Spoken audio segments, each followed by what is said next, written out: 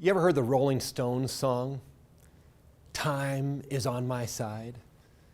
It's one of those songs that kind of gets into your skin, you know, and you find yourself singing it all day long when you hear it. You know, it just sticks with you. But I don't know about you, but when you really sing the lyrics of that song, I kind of find myself thinking, like, that's not really true. Time isn't on my side. Like the typical experience of my life is like I never seem to have enough time. I'm always running out of time, right? Like I can't get all my stuff done. I can't get to all the places that I need to get to. I can't be around all the people that I want to be around. I never have enough time. I feel like I'm always constantly stretched, right? Time is definitely not on our side. But then how do we kind of put that up against what we understand with our faith that talks about eternal life, eternity? You know, we've all heard it before.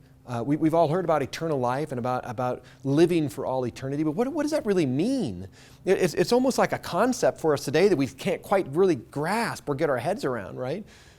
What does it mean to live forever? To have no time constraint at all? Time would definitely be on your side, right? Well, this is at the heart of what our Christian faith is all about.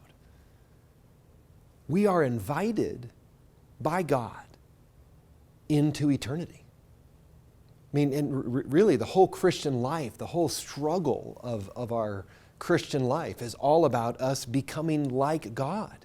And one of the character qualities of God is that He's eternal.